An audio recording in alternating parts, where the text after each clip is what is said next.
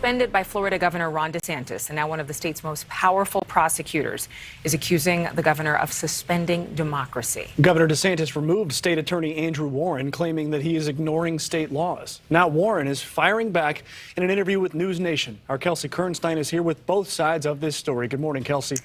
Good morning, Adrian Mensch. Well, there's a strict abortion ban in Florida. No abortions allowed past 15 weeks. And the only exception is medical emergencies. That does not include rape or incest. There are several faith groups fighting that ban and suing Florida.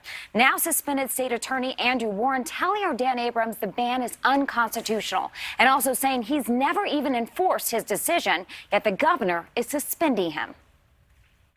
The governor conveniently ignored that because it doesn't fit his agenda for running for president. This morning, a now suspended Florida prosecutor taking the fight to Governor Ron DeSantis. Speaking with NewsNation's Dan Abrams, Andrew Warren says DeSantis is trying to overturn an election. This is a flagrant violation of one of the most fundamental values in our democracy. Governor DeSantis is temporarily suspending Warren in office because he says he will not prosecute cases for people seeking abortions or gender-affirming care for minors. We don't elect people in one part of the state to have veto power over what the entire state decides on these important issues.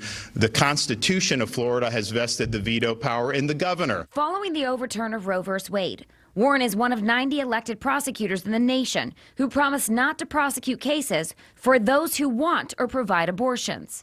And law enforcement in Warren's own jurisdiction standing by the governor, adding, Warren has refused to prosecute certain crime, reduced charges, and dropped cases. The governor's suspension of State Attorney Warren is not political to me.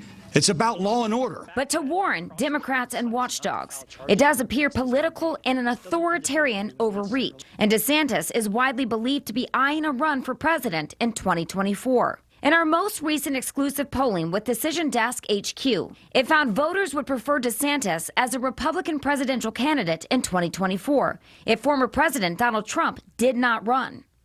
Warren says DeSantis is using his powers to further solidify his political position now and for the future.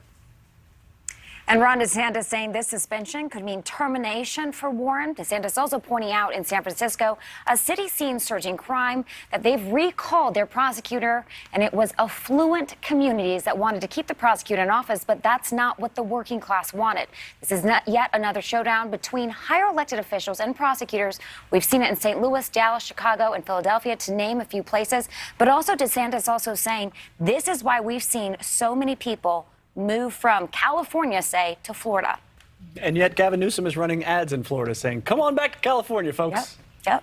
It's very interesting. All right. Thank you very much, Kelsey.